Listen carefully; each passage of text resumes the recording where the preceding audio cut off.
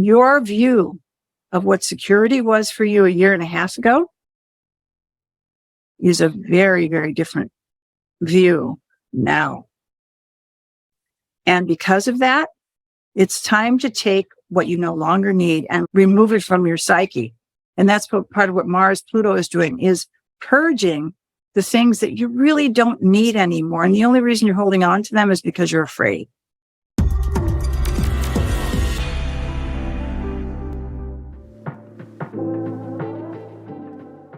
This podcast episode is sponsored by Astrology Hub's Academy. Wherever you are on your astrology journey, we have a class that will help you get to the next level. Hi there. Welcome to your weekly astrological weather. We are absolutely thrilled to have you here with us today on this weekly global astrological discussion. Now, as you settle in today, don't forget to hit that subscribe button and that notification bell. This will help you stay updated on all the new content that we release for you each week. My name is Jamie McGee. I'm an astrologer and one of the hosts here on the Astrology Hub platform. And I'm absolutely thrilled to be here on the weekly weather today and hosting every other week as we move forward. But no worries, if you're missing Amanda, she will still be hosting this podcast as well as other ones on our platform. So there's plenty of opportunities to catch her wisdom and guidance in all ways. All right, so today we will be exploring the astrological influences for the week of May 22nd through the 28th with our special guest, 2023 Inner Circle Guide, Miss Georgia Stathis. Now, for those of you who have not met Georgia, she is absolutely amazing. She's an extremely wise and talented astrologer and teacher, both business and natal, all kinds of astrology. She's been practicing since 1977 and teaches internationally. Welcome, Miss Georgia. It's so great to be here with you today. All right. So, Georgia, what would you say as we step into this week is the overall theme? The overall theme, I think, and I have actually an illustration to show, is that there is actually what we call fixed cross. Operating this week, of course, and it will kind of continue all the way through about mid-June. And I'll explain more about what a fixed cross is and some good stories from old students of mine way back who used to say things to me on how to fix a fixed cross. So I think that's the overreaching thing that's happening this week. So with a fixed cross, is that kind of like we're sort of locked in place, like waiting to... Yeah, it's locked in place. Yeah, because Mars will be in Leo early degrees. Okay. The nodes, early degrees of Scorpio, Taurus. Pluto at early degrees Aquarius, because it doesn't go back to Capricorn until June. And they're slow. Mars is a little faster, but Pluto's super slow. The nodes, fairly slow. So they're really in lockstep with each other. And they're not exactly like Venus and Jupiter. They're Mars and Pluto, which is, either you're going to fish or cut bait. You're going to do certain things. Yeah. And do you do it aggressively? Or do you do it in a more assertive way? It's Mars, right? It could be aggressive or it can be assertive, but it's the same thing. It's just a different approach. Yeah, like clear boundaries and closing up good karmic cycles. Especially with that slow moving energy. It's been a long story. So you definitely want to honor the ending and open the door for the beginning. And sometimes that takes a little bit of work because, with fixed energy, everyone has it somewhere in their chart, right? And that's just where we kind of like, we like things the way they are. It takes a lot of work to get things in place. And when we have energies like what we're talking, which I'm sure you're going to dive into, we get nudged out of our comfort zone slowly but surely. And I think, I don't know how you feel about this, but I have found in my life that leaning into the change, even if I don't want to, I'm a fixed sign too, sometimes helps a little bit with this energy.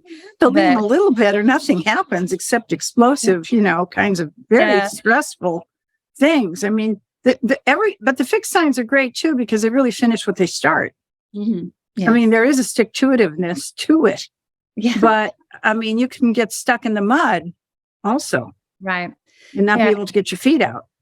Yeah. It's a new perspective because the universe is always working for us, definitely not against us. Mm-hmm. And sometimes, we just need to be reminded. But yeah, so I can't wait to look at this theme that you're and kind of like unpack it and see how it's going to work throughout the week. Do you want to share screen and kind of dive in? Sure. Let's do that. Okay, so we're going to get ready to get into Georgia's beautiful presentation. So if you're listening to this on audio, be sure to go over to YouTube when you have a chance so you can look at the slides that Georgia has. But otherwise, I think that Georgia always does a great job of explaining everything that you're going to see. And I think you'll still get a great understanding of what's there. But definitely, if you have a chance, check out the slides on YouTube. And yeah, here we go. Georgia, I can't wait. Let's dive in. So this is the weekly weather, May 22nd to May 29th, 2023. But I just, I put a chart up, and obviously this is happening exactly with the same configuration of planets, the same aspects, but with different rising signs all over the world. But what I decided to do, just so you can see the configuration, is I just made it a 0 Aries chart to just show you how we still have quite a bit of planets, quite a few slow ones too, still in this kind of all together mode over here in this lower left quadrant, which is still very independent, very roguish. And the thing about as the week begins on May 22nd, it's what we call a bowl shape. Mark Robertson did a wonderful book on Guide to Horoscope Interpretation many, many, many moons ago. And he talks about the 7 different planetary patterns. And this week starts, which is perfect, with Pluto and Mars at the rim of the bowl. We're not going to count Chiron in this. We're not going to count the asteroids. It's a bowl. And a bowl is somewhat contained. And what we look at when we look at a bowl formation is what it doesn't look like this is true, but what's leading the pack in the bowl. And what's leading the pack in the bowl is slow moving, like it's never moving, Pluto, which just went retrograde in the last couple of weeks and is slowly crawling back to 29 degrees of Capricorn in June. Since Pluto is leading the charge in this bowl, Pluto is very black and white. He says either you're going to decide to do something or there's going to be problems.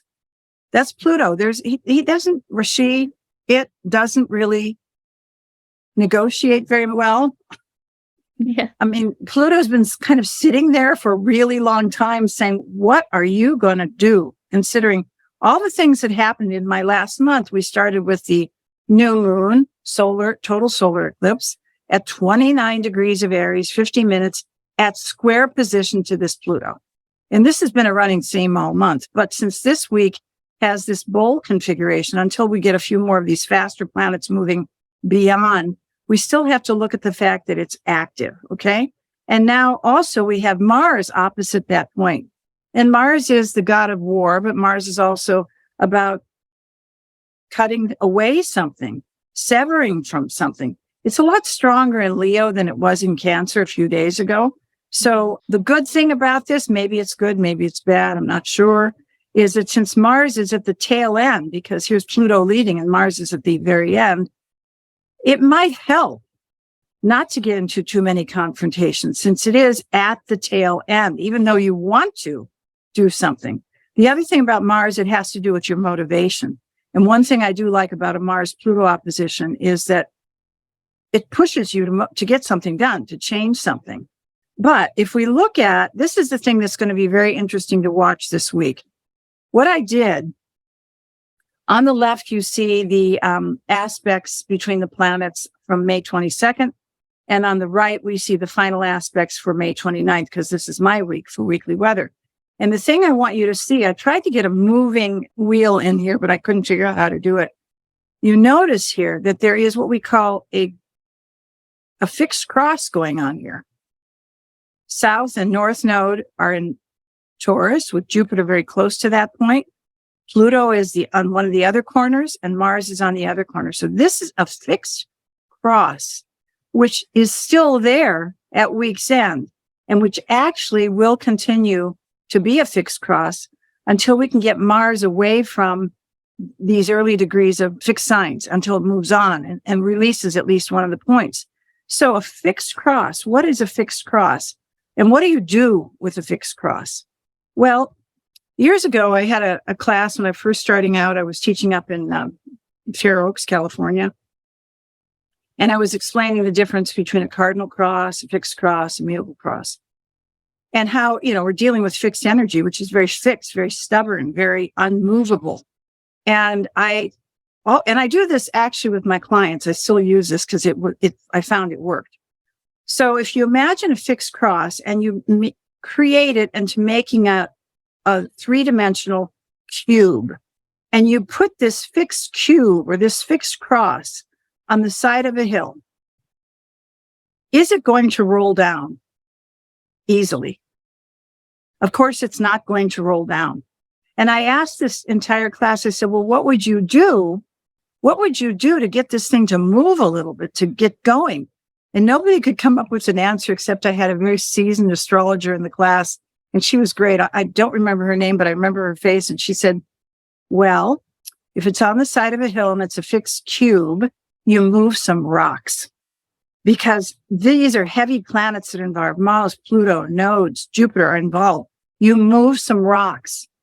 Yeah. Now, what's a rock? A rock is a fixed position, a fixed idea, an argument that's going nowhere, an impasse where nobody has an answer. If you're working on a project and you can't come up with an answer, you walk away.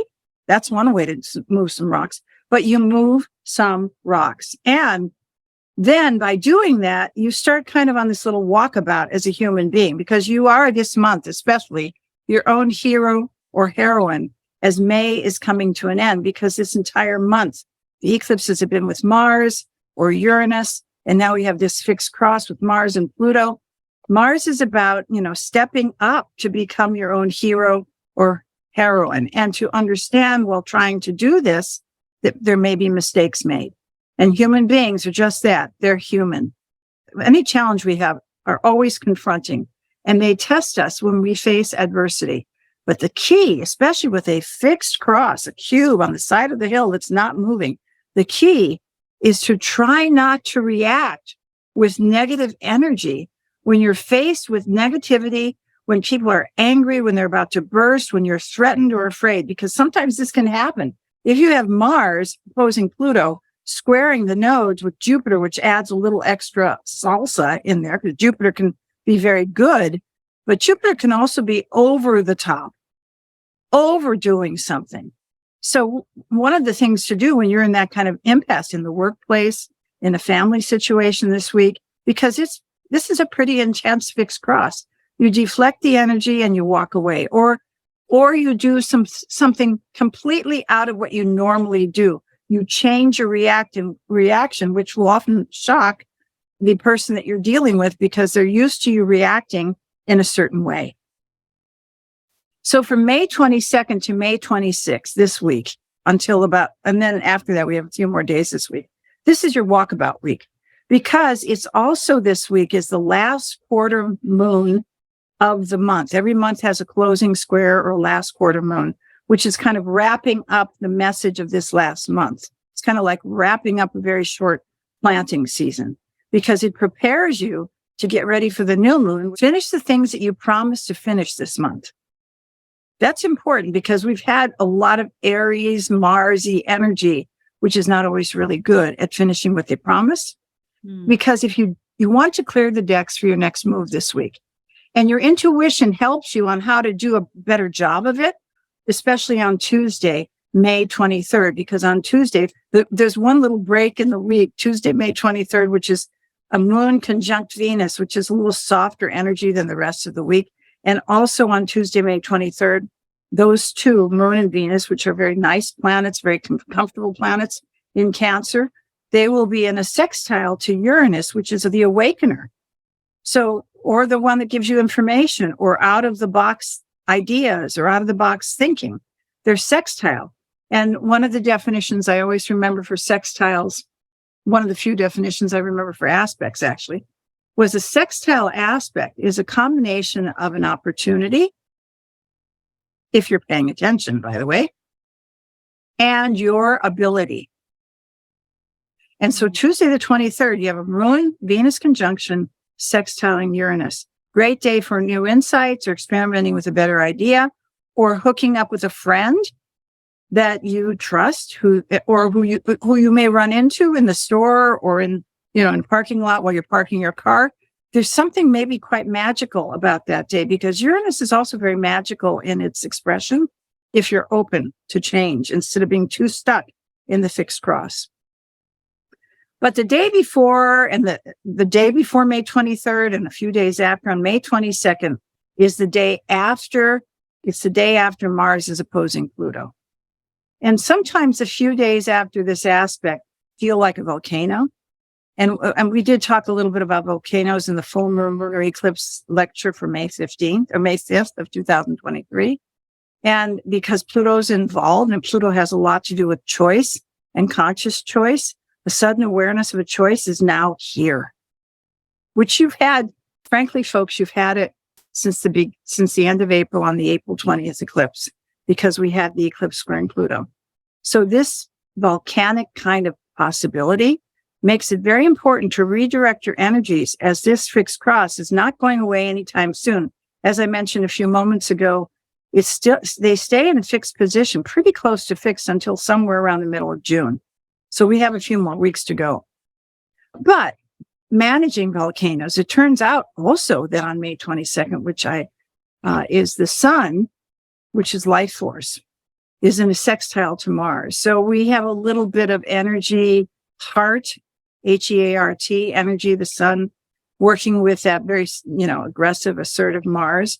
And the sun oftentimes represents self-actualization. And of course, Mars represents the hero or heroine learning how to self-actualize from the more adult, shall we say, sun. So sometimes there'll be a real positive authority figure that may come in during this time and says, hey, cool your jets. We can do things a different way. Don't, get your panties in a twist here. We can do things in a different way. So while on a walkabout journey, you have to learn survival strategies. And sometimes we learn them from the mentors that we meet along the way. But sometimes when we're learning these things, we also goof up.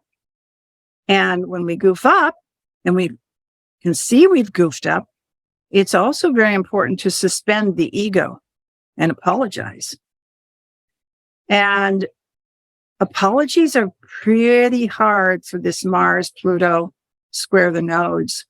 It's a real stubborn kind of, I'm right and nobody else is right. So apologies really help soften blows. In that moment where we see the greatest difficulty on Monday, the 22nd, the sun is sextiling Mars, offering another way to see things. That's that, maybe friend you call who you trust, their wisdom and their experience, somebody who's more experienced.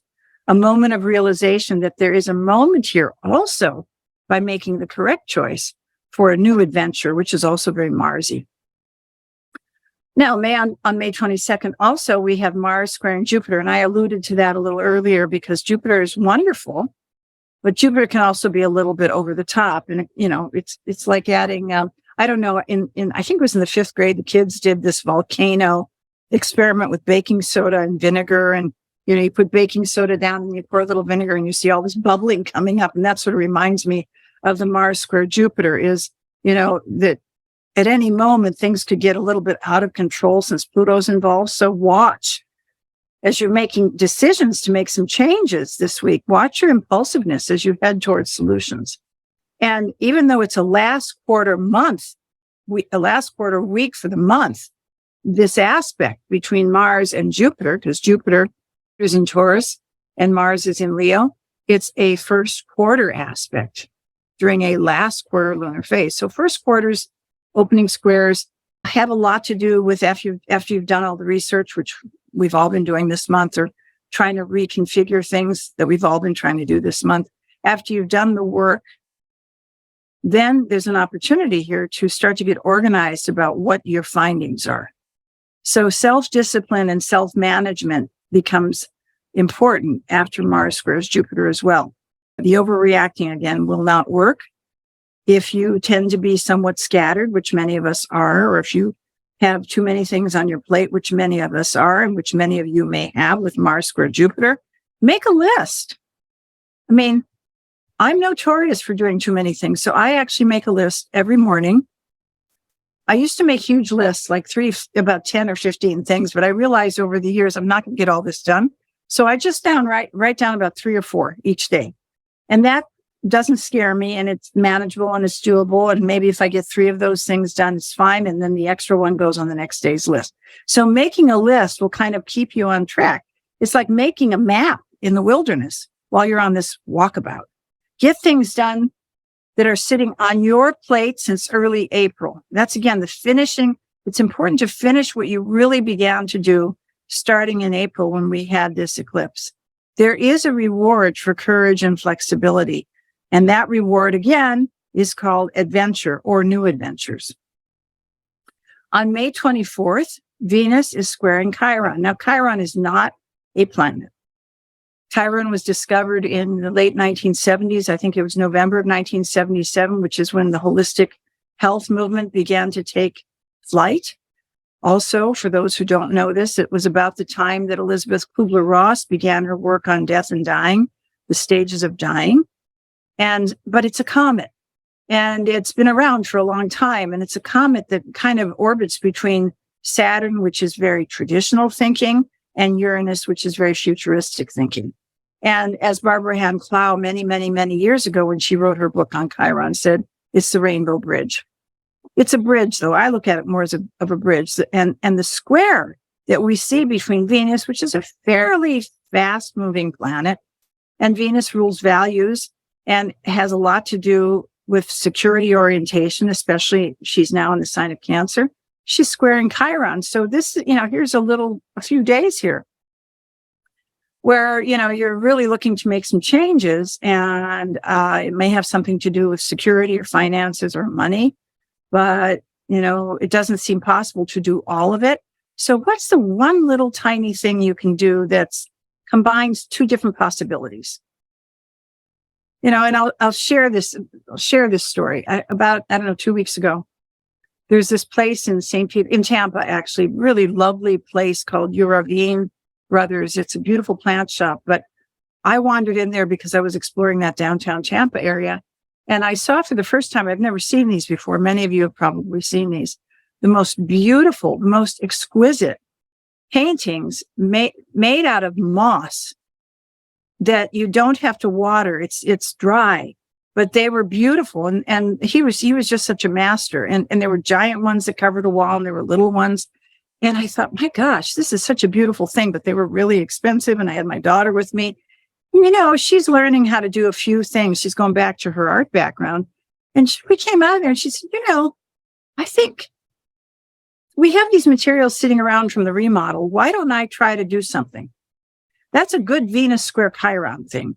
What's sitting around the house that you can use in a different way to create something beautiful, or to create something that holds things that makes your environment a little bit more pleasing? Because it is a Venus in Cancer.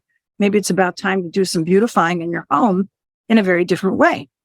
So at the same time that this is happening, this is an imagination kind of cycle as well, because at the same time Venus is coming up to square Chiron, squares are motivating.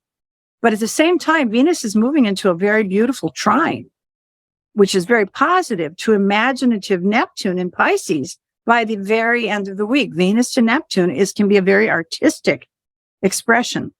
What's old? What's new in your thinking? And without judging, how do you put these ideas together? And without judging yourself, most importantly. And how do you get it done? May 26th to 27th is when we see the, dead heat of Mars precisely squaring the nodes. And Mars, again, is driving us. What house in your chart does Mars rule? That would be Aries. And sometimes we use Scorpio. And where is that Mars traveling in your horoscope right now? This is partly some of the lessons from the rulership mastery class.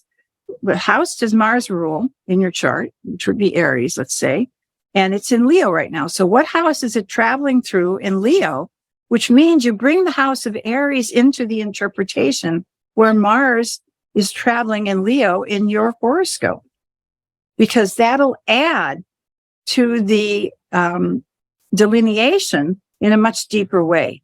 And it may help you see things in a little different way by bringing in those rulers. Bring that house's meaning into Mars square to the nodes. And I have to say too, Mars is about tools. Mars rules tools, literally tools like hammers, nails, protractors, any tools we use for drafting. It has to do with tools. So what tools, also tools, it could be teaching tools, can you develop during this time that will help your journey be easier? And again, where are those transiting nodes in your chart? Still, they've been there for about 18 months. North Node has been going through Taurus and the South Node has been going through Scorpio. Where are these transiting nodes in your chart? Because where the North Node is moving is to where you've been for the last year and a half being asked to take risks. And where the South Node is moving is where you're being asked to let go of the things that you're holding on to that don't work. Because if you all remember earlier in the month, I gave the story of the dragon who eats the sun on eclipses. And here is the dragon. The North Node right now is at 3 degrees of Taurus. The South Node today is at 3 degrees of Scorpio. At the end of this week, Mars is squaring the two of them. And basically where Mars is kind of at this fulcrum point, the support system, opposite Pluto. It's kind of the two things that are kind of holding this little seesaw or teeter-totter up. And, the North Node is about taking calculated risks. The South Node is about letting go of things that are just getting in the way of trying new things. And this is very important now because in the next few months in July, the North Node will move back into Aries and the South Node will move back into Libra. So we're in the early degrees of Taurus and Scorpio right now. And, you've been journeying for 18 months with the North Node from 30 degrees of Taurus all the way back to 3 right now. And I'm sure, considering that in the last few months, Uranus has been conjoining the transiting node, that your view of what security was for you a year and a half ago is a very, very different view now. And because of that, it's time to take what you no longer need and remove it from your psyche. And that's part of what Mars Pluto is doing, is purging the things that you really don't need anymore. And the only reason you're holding on to them is because you're afraid, or you know that worked and that the next move you're making may not work. But if you've done everything this month, if you've done the budget that we spoke about this month, which there is a template available online for that. If you really looked at your relationships to other people and how you may be too accommodating to some people, and maybe that's gotten in your way. That's part of the South Node finishing up in Scorpio, about to go into Libra, is how much do we want to accommodate other people? And, that has a lot to do with control also. And the South Node moving through the early degrees of Scorpio is about learning to let go of control, or learning to let go of the control of outcomes that you quite frankly don't always have the control over. That, by the way, will reduce a whole lot of anxiety. Okay, so the fulcrum point, balancing several things at one time. So transiting Mars squaring the transiting nodes feels as though you need to move in high speed to get to the future. And I have to say, and you might have heard this said in a few of the things I've done this month, this Jupiter in Aries this entire year feels like time is going so fast. I will be so grateful in a few days when Jupiter, it is already in Taurus, but I will be very grateful in a few days when it established itself a little further in Taurus to calm down a little bit, because the Jupiter in Aries was very fast moving. You might be feeling like you're balancing on the dragon's fulcrum or on the head of a pin in this vast universe. Finish what is in front of you now to get to the next place. Remember, Mars energy is great at starting things, but not always good at finishing. And so this is about learning to finish and get it done and nail it down so that you can move on. Learn that, and you have mastered the Mars-Pluto with a lot of energy left over. On May 28th, transit Mercury, which is the mind, is in a crescent phase, a semi-square, an opening aspect to where Neptune is, while at the same time transit Sun is squaring Saturn. The crescent phase is the part of the cycle where we are doing a lot of research, where we're checking out all the red tape, where we're asking a lot of questions, where we're finding out if something or an idea or a thought we have has legs, basically. And since it is Mercury, which goes in and out of hell unscathed, I might add, all the little mercurial characters in mythology and in fairy tales, like the Peter Pans and the Seven Dwarfs and the Tinkerbells, they always were next to the hero or the heroine as they were going through the underworld. So, ask the questions, go in and out. Don't be afraid to ask questions. Mercury has been semi-square to Neptune a few times in these last weeks, but this time on May 28th is the last time it's doing that. And again, the crescent phase is about researching, overcoming obstacles, finding things out, asking the questions that you've been afraid to ask in the past without being threatening in your requests. Revisiting problems posed by projects you've been working on.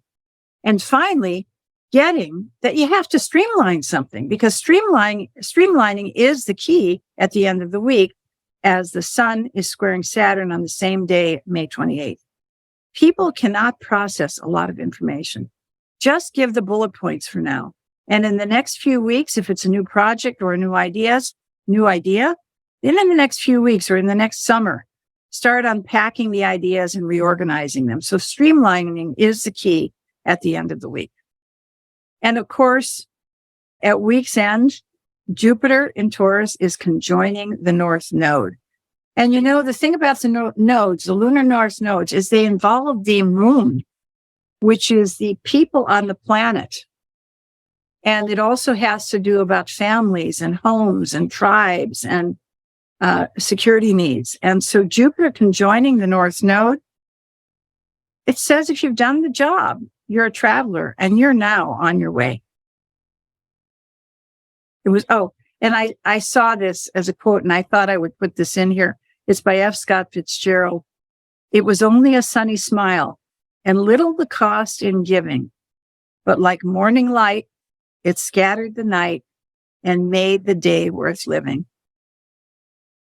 And that's the weekly weather. I love how, now again, like those of you who are listening to us and not watching us, you definitely want to maybe go over to YouTube, because Georgia has some beautiful graphics that really kind of express what this energy looks like. No matter if you're new to astrology or an avid student, I think that you would really love it. So the overall theme, like we talked about when we started, like we are being challenged to, it's all about approaching something with a new way of thinking about it. That's what I loved about what you were saying. Like if you like had the same fight or the same, what is it, like impasse, a beautiful word there. What's a new solution? You know what I mean? Like, can you think outside the box? There's a little bit of that Uranus energy. Like, how can I be super creative and think about something different? And that usually really disempowers people. And I know, like, I love how you said that sometimes apologies are hard, or they kind of take out the blow. But I've worked with a lot of skillful people, and they will tell you, like, it hurts your pride. Like, you feel yourself clench up. But when you say that apology, even if you're not ready to believe it or completely mean it, it completely disempowers the other side. And it just changes the entire vibration, because it does. Yeah. Because each planet has a remedy, an antidote, if you will. Mars's antidote is Venus. Love. Yeah. Pluto's antidote is Mercury. Communication. And I have a class that I taught on that. And I think when you apologize to somebody,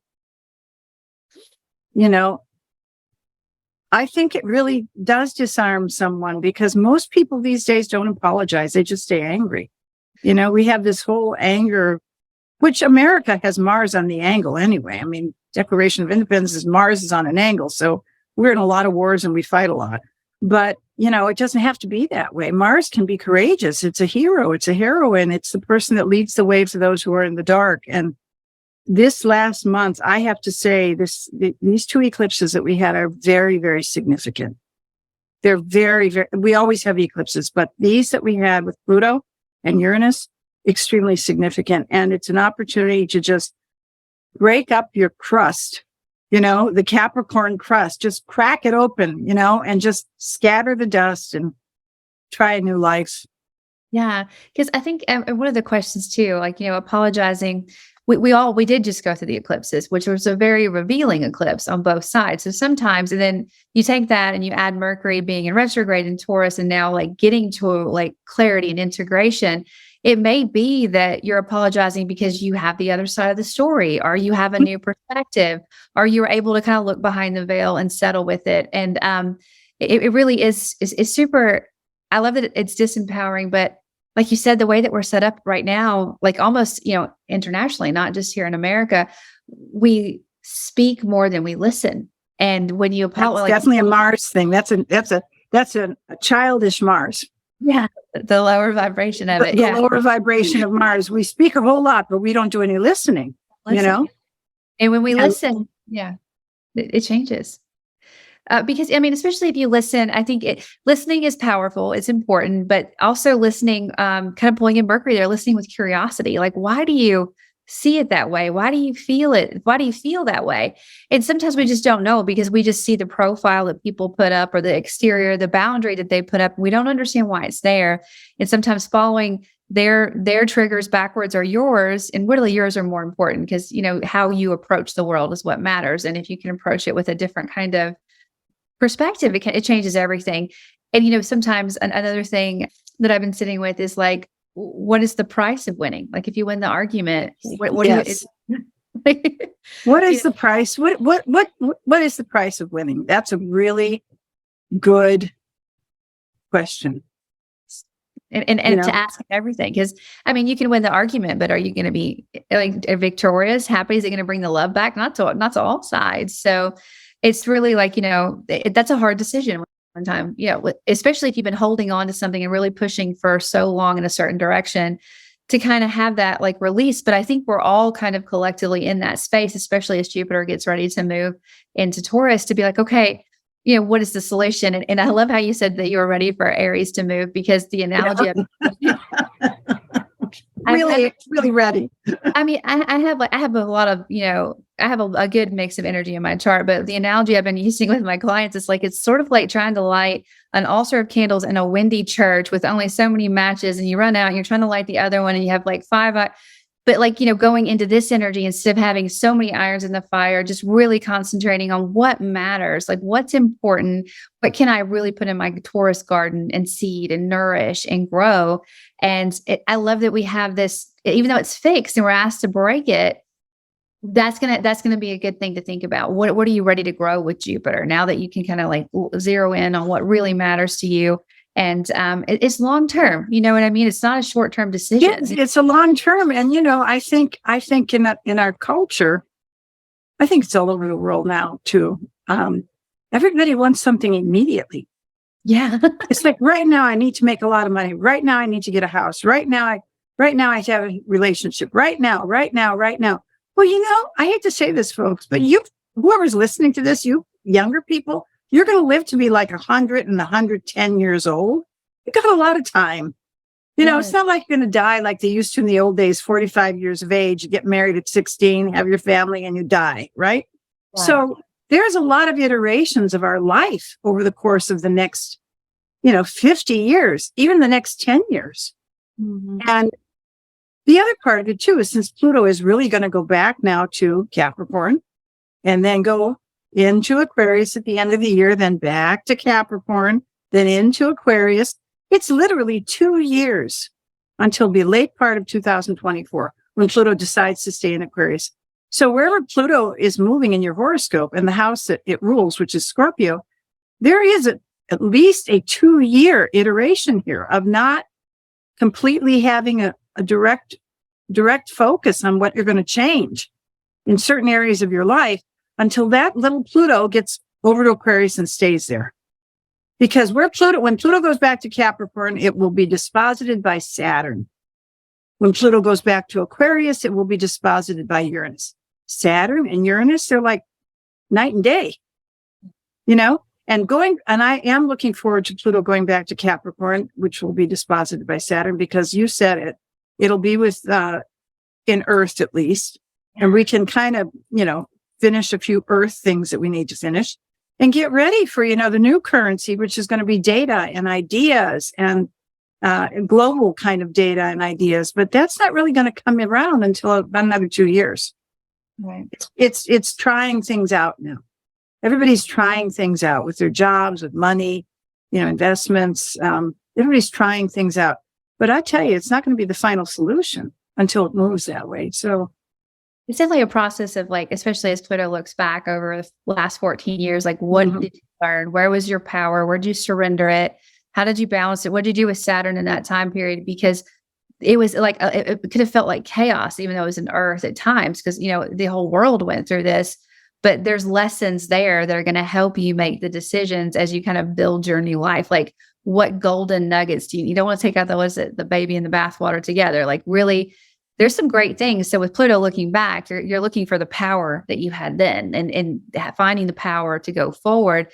And sometimes that power is just letting go. Like, because we did a lot of letting go over the last couple of years. We let a lot of a lot of us had no choices with the pandemic, with disease, with health, with jobs, with the economy. I mean, there was no choices, but the choices were to pivot. Yeah, exactly. Be flexible. Pivot. Yeah. Just find compassion in the darkness and hope for yourself and know that what you want. Because I think personally, one of the most important things right now is, like you said, we're going to go through these transitions. We're going to get fixed, but we have to like get fixated on where we want to go. Like, what is the outcome you want? And sometimes that's super hard to conceptualize because you're so busy fighting, so busy trying to hold something together that's ready to fall apart. But if you can, kind of envision where you want to be, what do you want your day-to-day look like? What do you want your life to look like? And is it something truly that you want to look like? Or are you just trying to mimic or reflect what you're told it should look like? Like that's a Uranus thing. Like you have to be the most original version of yourself, or the universe will call you on it day in and out. They're going to call you on it, and then you get reset. So it is an interesting time to be living through or working with people on, because you feel it. Everyone is astride two worlds, and it's like, where do I lean and what do I take with me and how do I get there? But I feel like there's just pockets of brilliance and wisdom that come in every week. And I also think it's imagination, using your imagination. I mean, Neptune will be finishing up in the next couple of years in Pisces, which is its own sign. It's in the Scorpio section of Pisces right now, which is also interesting. And I think people, we see, like, I'm a real film and theater and stage buff, and, you see a lot of, remakes, reboots, copying, I'm so done with that, because the imagination is unbounded. And I think this is a really great opportunity, especially with Jupiter moving into Taurus, sextiling Neptune for the next year, to do some really, just, even if you're stuck in a job because you have to pay the bills, come on, that's reality, right? But you can imagine another way of living and not judge it. The voice of judgment is the most dangerous thing of all. Is, you have an idea, and then the little voice says, you can't do that, Yeah. Yes, I can, and if it keeps coming back, you need a body bag or you go on a walk, and, let the ideas, the Neptune, especially this Venus this week, it's just a few days, but it's Venus trining Neptune. It'll be a nice, maybe a day to do another map, or a day to just, write down some things that you wanted to do, because it's amazing. Neptune is a very powerful planet. It has a bad reputation of, deceit, people taking advantage of you, no boundaries. I mean, that's all true. But it also has another side, which is you can see what you believe. Yes. And you can create something. If you just write it down or draw a picture of it, or, I cut things out of magazines all the time and put them in terrible, like, drawers and things. And I forget about them. And then I'll find that the thing showed up in my life, and then I find it in the drawer. Yes. I didn't judge it. It was just, this would be something I'd like to do. And then it shows up. That's the magic of Neptune. Yes, I agree 100%. And just the intention of it, because I think sometimes when we get those goals or ambitions, we almost need like validation for people that are close to us. Like, should I do this? Do you think I can do this? And like, their answer doesn't really matter. It has to come from within. And I think another one of my famous quotes is, if you were the only person on the planet, what would you create? Like, what would it be? Like, if there was no judgment, nobody else on the thing, what would you do all day long, every day for free? If you could, like, that's your passion, and create that. And then don't worry about how you're going to get paid for it, what's going to happen, because Right.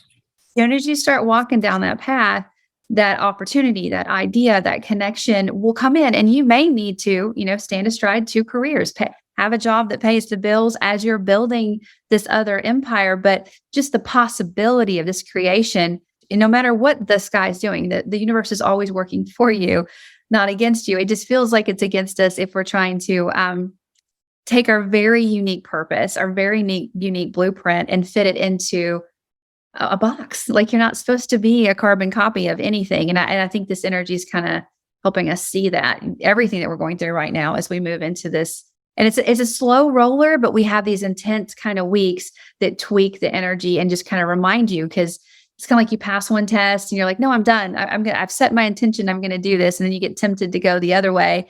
And the universe is like, and you get pushed back. So it's really like, it is a little bit of self-discipline. And I know that you brought that in a lot to this week too, because that's going to be called into action. Like we have this fixed energy that we're approaching the week with. Monday today sounds like one of the most intense weeks. Like what you're going through today is what you'll unpack through the rest of the week, rather. But like the self-discipline, working with self-discipline, really being clear on where your heart is. That's a hard thing to know. I think one of the hardest questions, you ever seen that meme from the movie, The Notebook, where he's like, what do you want? What do you want? Like, I love that movie. Oh, it's a great, I remember that exactly. He's yelling at her. What do you want? And it's like the hardest question to answer in any circumstance. But if you can answer that, you just imagine the universe yelling that at you. That's kind of what we're working with, because if you want that, this has to move right here. That's what the universe is saying. We have to kind of break off the crust. I love how you said, what was it? Is it cut bait or fish? Cut bait or fish? Fish or cut bait. Yeah. Yeah. I love that. Fish or cut. Yeah. Because it does take, and that's Neptune too. It takes a lot of faith. And that's even Jupiter. It takes Jupiter and Neptune are faith. It's about faith. And the thing about, Jupiter is, luck and abundance and expansion, all of those good things. But I found that Jupiter doesn't really know what luck is or expansion is. Like you have to tell him. So whatever you're focused on is what you bring. So if you really focus on that faith and give the guy a good grocery list, he'll bring you what you ask for back, especially he's going to be hitting that north node. And it's going to be like, okay, here's fate and here's expansion. And we want to focus on where we're going and not where we've been. So I think I would keep that in mind as I was working with this week. Like if I would, the apology or the conceding or just kind of walking away from whatever conflict you have, your reward is going to come in spades. Like you're going to be so grateful because your energy is not going to be focused on that. You're going to be looking for a new outcome. And then Jupiter's going to come along and be like, hey, you want that? Okay, here's your opportunity. How can I help you find it? That's right. And the other thing, thank you, Jamie. The other thing too is if it's an untenable situation, like a job that you just can't do anymore, that you've been thinking about, right? I'm not telling people to walk off their jobs, but to really just walk away. If it's killing you to the point where you can't sleep, you can't eat, you're anxious, you're not healthy, and you keep trying to fit around, what is it, round peg in a square hole. Yeah. Then that's Mars Pluto square the nodes too. It doesn't mean that you're a chicken. And it doesn't mean that you're not assertive, and it doesn't mean that you don't have any goals. It means that you've come to the end of the road. And that's a Pluto thing too. Pluto's always going to give you two roads. Because I always call Pluto the planet of choice. And actually there's a free lecture at our website, if people wanted to get it, on Pluto, the planet of choice. And you come to two roads, and you can either choose the high road or the low road. It's your choice. You're a human being. You can choose whatever you want and be able to take the consequences for the choice as well. Most people will try to take the easy road. Okay. And that's fine because we're humans. But if you really want to make some big changes in your life, I remember I walked off a job. Had no money. I was 28. I had a good job paying good money, good benefits. And they weren't promoting me, and I was in school, and I remember very clearly. I just one day was working on something, just got up. This is when I was young. Walked over and said, look, I don't know what I'm going to do, but I'm leaving in 2 weeks. And that's when I started my business. It was like you hit that point. I got to that point. It was like, this is going to kill me if I stay here. And so, I think, and the other part of too is to understand if you are going to make changes, especially with your career, because I do a lot of work with people with their careers and their career choices and career planning, is you're not going to leave one job and start a brand new and be very successful. You're going to have to, sometimes you're going to have to do a couple jobs while you're developing the job, right?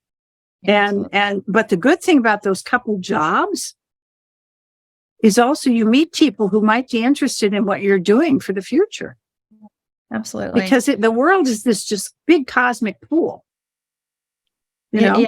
1 degree of separation too. It's And like, it is just a few degrees of separation. It's just amazing. Just amazing. So that's our weekly weather. I mean, it's, finishing the month and, so this whole week, I love that you had the theme. I love the theme. I know you had a lot of great lines in there, but a walkabout week sounds really great to me. So we're going to kind of step in with this really fixed energy. So it really is about, let's wrap this up. What needs to go? What needs to come in? Let's really envision what's coming next. And we may have to approach it with a different mindset, not the one that you've had before. Actually, like the more you look outside the box, the healthier it'll be, because that's when you're probably going to find that inspiration just hidden right there in plain sight. Got a lot of intensity as we come into Monday. Tuesday, we're going to be working with some opportunities and like a softer energy. And let's see here. And then as the week, progresses, we'll work with the nodes and Mars and just kind of moving through those changes. But overall, that's the theme. It's just, let's find a new way to look at it. Let's find a new way to look at an old problem and really dream in the future that we're trying to work with as we do this walkabout. And, if you find that you're faced with a lot of intensity this week, I mean, like we said, we don't encourage anyone just to kind of just walk out, but just do take a step back, take a breath, calm down, ask yourself, like, what does the victory get me? And, maybe you're not ready to leave the situation that you're in, but you're definitely ready to make a plan, an exit plan. And sometimes that's all you need. The exit plan. Yeah, that's a plan. That's a strategy. That's a Mars Pluto strategy. It's, and the other thing I should have mentioned, and I failed to mention, go get a massage. That's a perfect use of Mars Pluto with the nodes. Go get a massage and just let somebody kind of open up all those blockages in you. Body work. Yeah. Or body work, walking, just kind of anything physical to kind of take it out of it. I mean, I know there's some people that are more that exercise helps. Sometimes it's just learning something or, giving yourself some kind of, that's another thing that I think I would encourage with this week too. And I wonder if you would agree, Georgia, it's just noticing your diet. And when I mean diet, not just what you put in your body, what you put in your mind, like what you're listening to, what you're thinking about, what you're saying, with music. And I think we did a lot of that, moving the body and dance. But if you are like if you notice that your social media stream is full of negativity and taking okay, let's either hit not interested or put it down and just change your mood. Like the littlest tweak will change your entire environment. So don't listen to the news or read the news late at night. Yeah, no, because you'll stay. It's a really good habit not to do that because you go to bed with all that negativity and your sleep's not going to be good and it's not going to help your sleep state. So if you have to listen to it, maybe do a diet of social media or a diet of the news. Maybe 15 minutes a day, so you know what's going on in the world, and then that's it.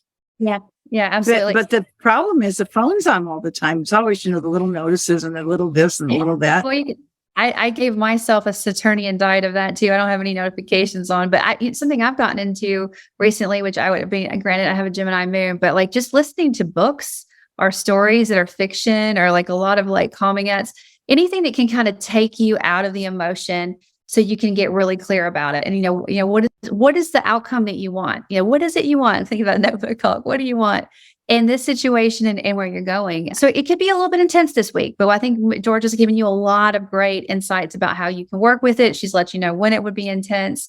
Just beautiful. It's a walkabout. We're walking away. We're going to find ourselves and we're going to find ourselves in our future and we're going to dream it in and do whatever we need and activate all of our planets in our chart. But it's been I love this so much. Go ahead. One more thought before we close. The Tuesday date where we had Moon, Venus, Cancer, sextile, Uranus, I think it was, and probably near trine to Saturn. If you're looking at making a change with your work or your life, that might be a really good day because I think it's very important to read things, not just one-sided. Like I have a vast collection of things I read. I read journals, I read astrology stuff, I read Economist, I read the New York Times, I read the Wall Street Journal, I read People magazine, I read all kinds of weird stuff from all different industries. And one of the things about that, in fact, if anybody has a chance to ever see the old Melanie Griffiths and Harrison Ford film, Working Girl, it's a great film because she becomes who she becomes because she does exactly that. And they can't figure out how an uneducated woman figured out answers. That's because you can find your answer in all of these different places that have very different approaches if you're looking for a new idea, and then combine them. Don't get too fixed on reading the same stuff over and over and over and over again, because it limits and it basically doesn't train your brain very well either. You want to change your algorithm. Change your algorithm. That's good. It's been a beautiful weekly weather, Georgia. Thank you so much for being a lovely here. host, and thank you for being here today. Oh man, it's been great. I love it. This actually made my day. You're amazing. But I want to tell all of you guys out there, if you are looking for a new way to train your brain or look at something different as far as astrology, if you haven't signed up already, we're already in progress. You should check out Ruling Planets for Unruly Times. I love that title. But it's taught by Christopher Renstrom. This started last week on May 11th. We've already had the first module release. It's been absolutely amazing. But it's a good way to escape. You'll be able to see some mythology and a different way to look at these ruling planets that George has talked about too. It definitely gives a lot of flavor when you see those depths. But you can learn more about that at astrologyhub.com/ruling planets. And thank you so much for being a part of this episode. Thank you so much for being part of our community. And thank you always for making astrology a part of your life. We'll catch you on the next episode.